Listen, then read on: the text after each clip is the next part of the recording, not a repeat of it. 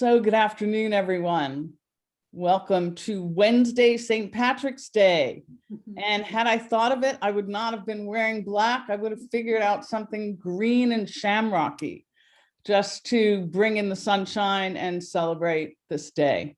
So, and particularly in Pittsburgh, we have a very strong Irish community and Irish heritage. And today we're going to have a chance. In a moment, I'm going to introduce Anne Flynn Schlicht. And I hope I said that correctly, Anne. If not, yes, you did. I said it correctly. There you go. And she's the director for the Center for Women's Entrepreneurship, which is located at Chatham University. In a moment, I will give us a better intro to her. Jonathan Kirsting is with us today. As always, he's Vice President of all things media and storytelling. He'll keep his eye on the chat, and hopefully we'll have a good exchange on this beautiful sunny day in Pittsburgh, almost spring.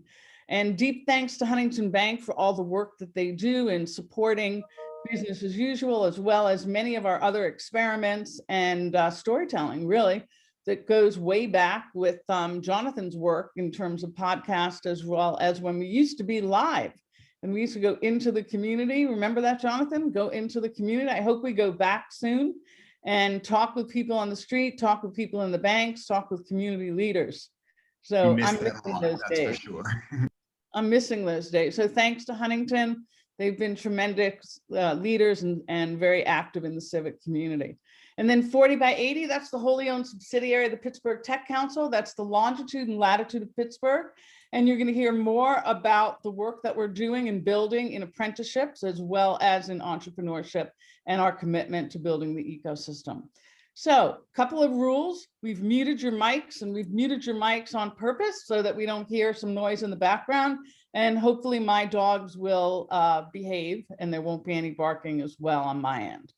The other thing is that we ask, this is not a time to sell your wares or promote your business. This is the time to focus on our guest, okay? And ask questions, get engaged, figure out ways to network with our guest.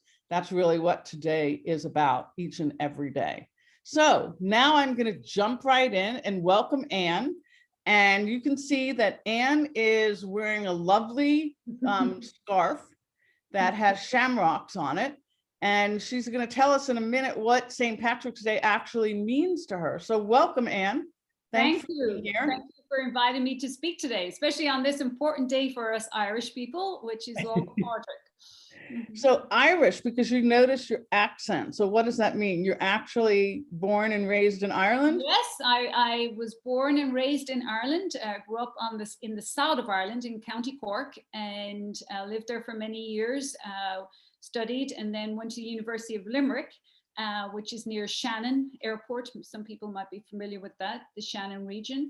I worked at the university for many, many years and got to travel over Europe. And then back in 2004, got to travel here to the United States as a visiting scholar. So we couldn't have picked a better day. I know, it actually worked out. Jonathan and Stephen and Brian had scheduled another day, but there was a conflict. So today actually worked out. So, that's really great. That's really great. And before the show started, we were actually talking about her family and friends from back home, where they've been under quarantine since January. That is correct. It's a very, very quiet day, St. Patrick's Day in Ireland this year.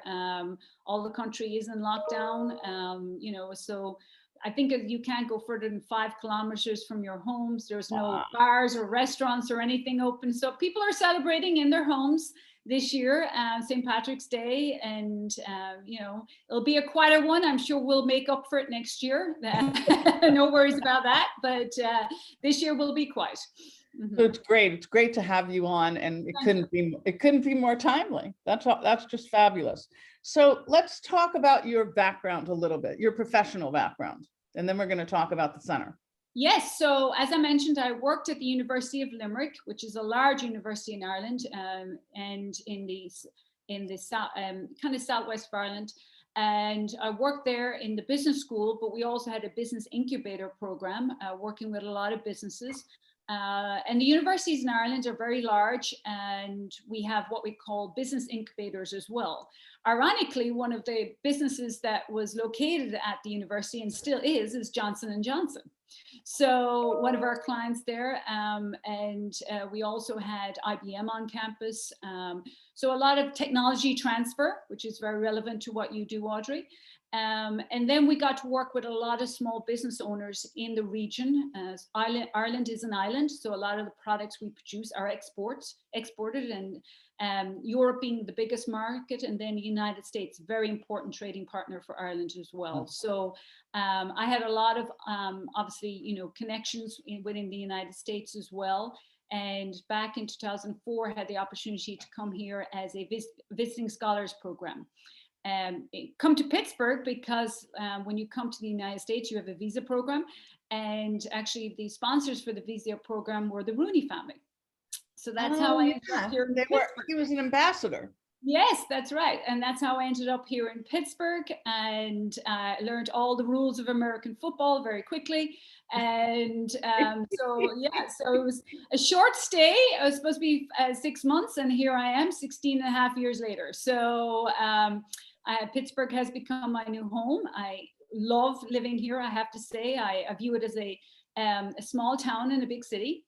And right. I love the neighborhoods. I live in a small neighborhood. I love being able to walk to my local bakery, my local grocery store, knowing the small business owners, connecting with them. So Pittsburgh has been a very good city for me. And I've lived in other cities over the years and lived overseas. So, but this is probably the longest I've lived outside of Ireland. That's great. And Mr. Rooney, may he rest in peace, is, and on this St. Patrick's Day, that he would be very happy to know that you were here. Thank you. Thank you. So let's talk about the center. Let's talk about when it started, how you're funded, what your priorities are. You start wherever you want. Okay, so our center started back in 2005. So this past fall, we celebrated our 15-year anniversary. And Chatham has a long history of supporting women. We're a women's college for many, many years. And then when co-ed undergraduate a few years ago. So we had a Center for Women in Politics, and the president at the time, Dr. Barazoni, was very interested in supporting women in business as well. So they established a Center for Women's Entrepreneurship. And this is how small the world is, Audrey. The person they brought in to run the center, Dr. Mary Reeby, came from Minnesota. And she was running a similar center out in Minnesota. So she came to Pittsburgh to open the center. I was here on a different program at the time in Pittsburgh, but Dr. Reeby had done her PhD in Ireland a few years before that. And her second reader on her PhD was my direct boss at the University of Limerick. So my boss sends me a text, and she says, you have to go and meet this wonderful lady that I worked with, and she's coming to Pittsburgh to open this center, and that's where you are.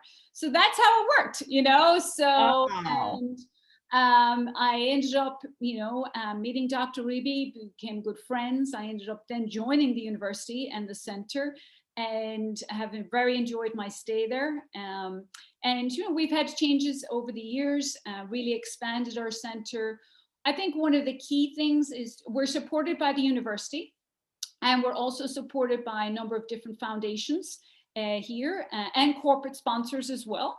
But back in 2016, our center applied to the federal government, the SBA, for funding under a program they call Women Business Centers. And so we were awarded that grant. It's a 5-year program. And then we just got renewed this past year. So we're partially funded as well through the federal government. And we're one of, I believe, 130 now women business centers throughout the US. So some of your guests might be familiar with the small business development centers at University of Pittsburgh and Duquesne. We're very similar to a program like them. Ours just focuses on supporting women. And so I love the way you say Minnesota. It almost sounds like you spent some time in Minnesota as well. Your accent is delightful. And so, the work that you're doing, Give us some examples, because you do a lot of things, right? I Yeah, mean, so I know that you run some breakfast, you run networking, but you Mhm. also run classes. Correct. And yeah, We work with women to help them at all stages. So, and obviously in the past year, things have changed quite a bit, but our programming has always looked at to support the woman wherever she is through her business cycle. So if you're thinking about starting a business, or maybe you have a job right now and you're looking to transition, we have programming. Right now it's online. Training programs to help you. We call it concept launch, to take your idea, your concept, and how you would launch it. Then we have programming depending. We usually do it 0 to 2 years in business, 2 to 5 years in business, 5 to 10, and 10 beyond. Right. So then we have some programming specifically for businesses in different sectors. So we've worked with a lot of programming right now supporting the food industry. Mhm. We've also worked with creative, artistic entrepreneurs as well. So different programming, and then we do counseling as well. And that's where the SBA funding has really helped us to provide one-on-one business counseling, which is all free to the business owner, and then technical assistance. So probably what differentiates us is our technical assistance. So we have a team of technical assistance experts, not staff, but people we contract with. So attorneys, CPAs, nice. accountants, digital marketing, website developers, and all HR experts, branding and marketing.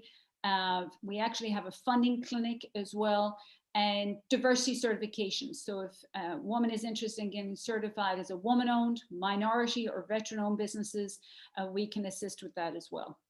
So we've put out on the link, thank you, Michelle, put out on the link about the counselors as well as Chatham and the actual site. So thank you for that, Michelle. So anyone who wants to contact you. Yeah. So what are some of the things that you have seen in terms of patterns and kinds of companies? Can you talk about that? Are there Yes, any? I mean, I would say a lot of our businesses that we work with are in the service industry. So they are supporting, services that we all avail of. And I think one of the things that surprises people sometimes is they don't know that a lot of the products or services they buy are from a woman-owned business. So, and COVID-19 then has affected those businesses dramatically. So they're often working with people. So whether it's, going to your local store to buy food, to buy baked products, to buy supplies, could be a hair salon. So a lot of Main Street businesses, but some of them are professional services as well. We have clients who are, attorneys, CPAs, starting their own practices. Maybe they've worked in companies for a number of years and wanted to go out and start their own. One of the things, actually, one of the trends we have seen, and you brought it up in your events before, is we've seen people who are in the medical field, obviously occupational therapy, physical therapy, large number of clients going into those areas, but also those who have worked as professional medical doctors who've gone out and launched their own practices and do private pay. So they've moved away and do what we call a la carte private pay practices. So we've actually had quite a few clients go there. This past year, the businesses, and I would say, I mean, we've had businesses affected by the pandemic, but we've also seen a lot of clients starting businesses.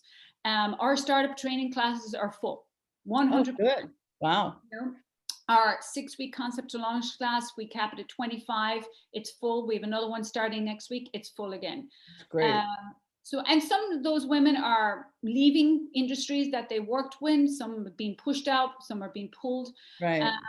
But the pandemic has seen a lot of changes. We call it the doggy pandemic in some cases, because I think in our last startup training class, Audrey, we had 4 or 5 different businesses that were catering to like the dog market, dog walking, dog kennels. I think it's still a good market. Oh, it is. I mean, it's a huge Mhm. market, but I Mhm. think, everybody during the pandemic, or a lot of people got a dog. So, Yeah, that's probably true. Well, and plus, they need some support for their dogs correct. at home. Exactly.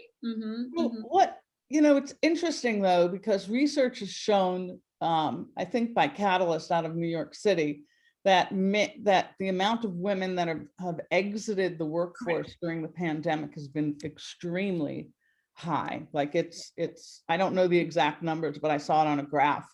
Mhm. And it's a combination of childcare, right?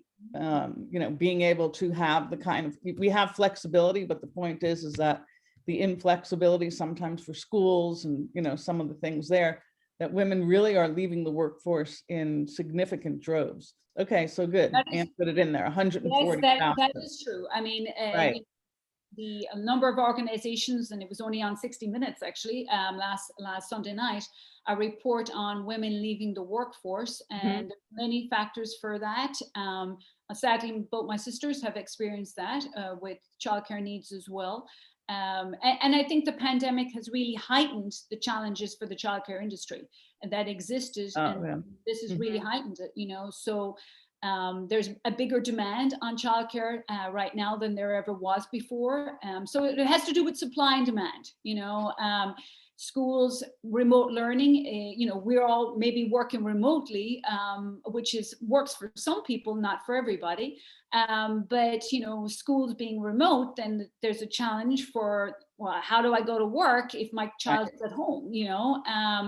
So there's that. And also for the business owner, you're trying to run a business, but you're also trying to take care of your kids and maybe homeschooling or helping them with their schoolwork, taking care of family, Right.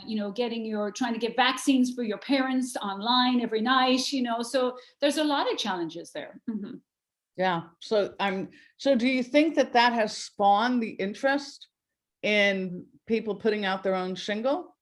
I do, but I would also remind, I think a lot of women have lost their jobs, so part of it is being at Mhm. home and having to take care of children, but also, a lot of women, the industries women work in, have let people go. We've seen it where a lot of companies have decided to go remotely, and that could be the financial institutions, the banking. Mhm. I'm sure, look, when's the last time someone walked into a bank? So a lot of people have started to go remote. That means sometimes people lose their jobs because of technology. But we have also seen women who have decided to maybe take early retirement. We've actually had a number of teachers in our last program as well who've decided, you know what, and they've taken a step back and reconsidered during the pandemic what's important to them. And in terms of starting businesses, I would say there's, I'm thinking there was a few that were looking at tutoring businesses and helping, because even though kids maybe do remote learning, they're falling behind, so they may need extra support. So there's a lot of push and pull factors in that. But you're right, women have been impacted dramatically through this pandemic. Mhm. And so you see women across, most of these women are building businesses that are Main Street businesses, or are they? Street, no, they're all professional services as Okay. well. We do have women who manufacture items. Okay. For those businesses, we've seen the challenges they have is sourcing supply of materials. I'm sure that you've seen that with many of your clients as well. When the pandemic hit, Yeah. supply chain was dramatically affected as well. Right. Whether you're selling, within the United States or within Europe or in the world. Right. So sources of supply, workforce. Depending on what you're doing, you had to changes to your workforce, and many of workforce may not have felt safe coming back to work. Mhm. Not all businesses, like a hairdresser cannot cut your hair remotely. So, there's a lot of businesses that really have to think about, okay, how do I put safe measures in place? And the other thing is, remember, we had restrictions on how many people indoors and outdoors as well. Mhm. So one of the industries where we saw a lot of impact was obviously in the hospitality entertainment industry. So businesses, event planners. Mhm. My niece was getting married. We had to reschedule her wedding 3 times, and it went from 100 people to 5 in the end. So event planners, caterers. Their market just disappeared overnight. And Pam Wolf is putting out info, and she's exactly right that the hospitality industry is down for 4 million, and most of them held by women. What's really interesting, though, is I'm starting to read that people who have been in the hospitality industry don't ever imagine going back.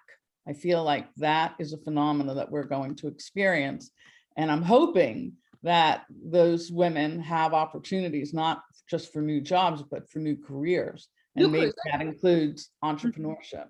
And I would say one of the things we're looking at now in our training program is, this pandemic has really showed how important, and my background is in finance, so I should, say that before I go any forward. So I'm always looking at numbers, when I work with clients.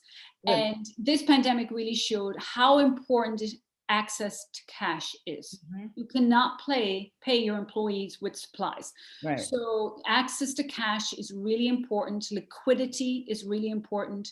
Most small businesses, their cash reserve was very small.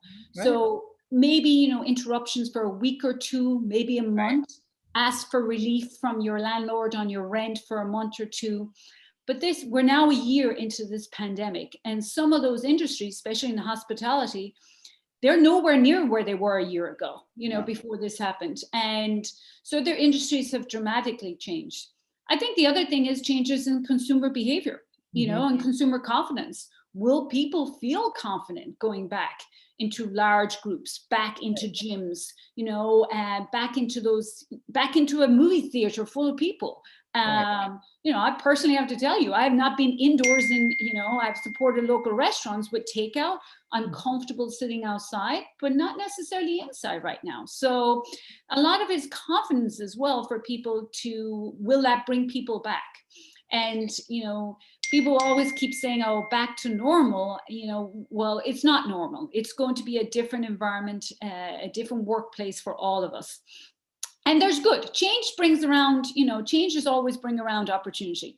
We've seen that with all challenges that are out there. So there's going to be changes, but I think you need to adapt and change to those. And more people selling online, looking for opportunities to sell their products and services.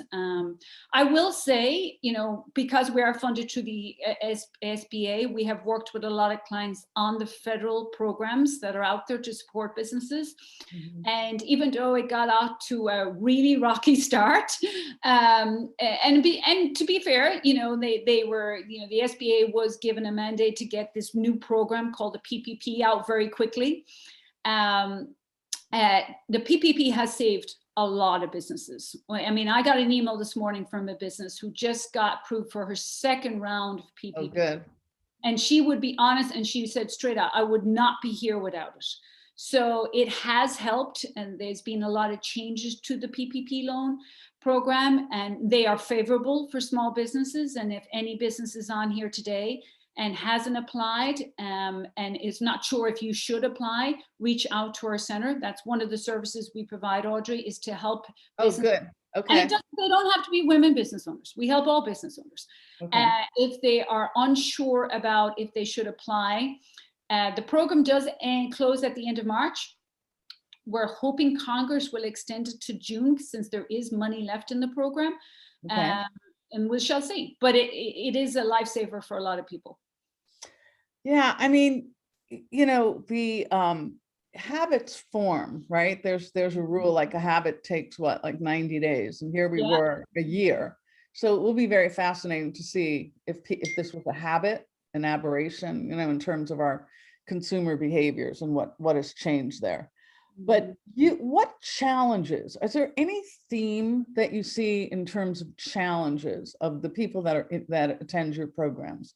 Are there any common themes? Is there any, and not in terms of making a generalization, but like, are there different inflection points in their journey of becoming, starting a company? Is it when they've reached a certain milestone, or there like certain patterns? Yeah, there is patterns. I do. I mean, access to funding has always been a challenge for women business owners, and access to funding for startups has always been a challenge. Now, and remember, a lot of lenders have given out a lot of money through this PPP program. Yeah. So they are hesitant, and so supporting startups is hard. Thankfully, we have new platforms now like crowdfunding, which you've covered a lot in your program here, which does help startups. I think, one of the things businesses will have to be more conservative in their starting a process now than before. I would say another challenge has been, in terms of scaling their businesses, Audrey. Only about 3% of women-owned businesses across the United States make it to $1 million and beyond. Wow. Now, sometimes that is because of the industries that they're in. Okay, so if you're in Main Street businesses and things like that, unless you, and it all depends on how you start and mean to go on. So if you build a business to sell, which a lot of your clients do in technology, then that's a very different of building a business for a living, right? So it is understanding that and how you finance your business and going on, and understanding that money costs money, I won't say this is a general term, but people can be risk adverse and don't want to take on debt. And in order to grow, sometimes you have to take on debt, or you have to take in somebody maybe as an investor in your business and be open to that. But you have to be looking for opportunities to grow, and in those industries and markets. We are seeing more women getting involved in technology, getting involved in healthcare. You've covered it in your programming, which is great. And those are, and you have to look at industries that are scaling, that are growing and really expanding. So we hope to get more women involved in that. And that goes back to the education system. It goes back to, access to those opportunities. Yeah, I mean, it's not easy. It's just in many ways, it's just as hard to build a lifestyle business as it is to build a business that's going to have $100 million exit. You face some of the similar things, particularly at the early stage. And you have to have a lot of confidence. You have to have a lot of confidence and surround yourself with amazing people who can help you. And you're just one of the tools, and definitely an important part of trying to help people through that. So before we wrap up, how have you pivoted? How have you pivoted over this last year? Well, it's interesting because this time last year, so we have, you mentioned earlier, our Women Business Leaders Breakfast Series. So we usually do that the second Friday of every month. We have a woman or panel of women speak in different industries, and mentoring and sharing their expertise and how they led their companies and going forward. Well, we had to move that from an in-person event, which was 100 people, to a live stream online. And it has worked very well. It has worked because our audience, being women, are at home and their children are at home, and so that has helped. We've moved all our training online and our counseling either by phone or online. So it has worked. We do our counseling is available during the day and in the evening time, and we have weekend as well, because we have to think of the working woman and to support them. So that has done. We also have a membership program with our center, where we have different events every month for our members, and that has worked well as well. We've moved that virtually online and offered more benefits. We've done a lot of training in helping clients grow their businesses online. I think if anything this pandemic has shown business owners is you have to become comfortable with technology. You just have to, become comfortable with it, embrace it, bring it into your business, automate things as much as you can, streamline. So we've done a lot in that area. We'll hope to get back to some in-person events later summer, fall, but there'll be small groups, Audrey. They won't be large 100 people. They'll be smaller. Yeah. But it hasn't really stopped us from providing our programming. I think I was looking at, because we're federally funded, we do have to report quite regularly on our impacts, and, in terms of tracking clients getting access to funding.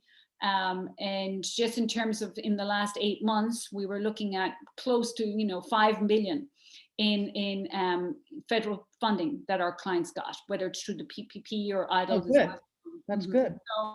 So it is getting out there. I mean, but any loan program or any one of these grants are out there, you know, there's always paperwork and it's figuring out how to fill out that paperwork. Right, right.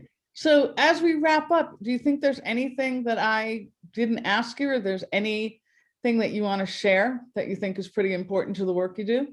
Yeah, well, I just want to, you know, for audience here today to, you know, if you know a woman, you are a woman yourself, or you have a friend or a colleague who is interested in starting a business or has a business, please refer them on to us. Most of our services are free or low cost. We have a great membership program. You know, we do events every month for our members to support them, to help them network and grow their businesses, and a support network as well. But also, you know, we do support male-owned businesses. So, you know, don't feel that our services aren't available. We do support male-owned businesses. You know, I was just working with a male-owned businesses yesterday on applying for the hospitality grant through our Governor Wolf has put out. Oh, So, right, right. yeah, so I mean, so there's grant programs out there as well. We help clients with that, and you know, whether it could be a technology problem or an application or a question, you know, it's just a real person to ask. You know, that's what we're there for. But you know, some of the misconceptions people often have is they think they have to be a graduate of Chatham. No, you don't.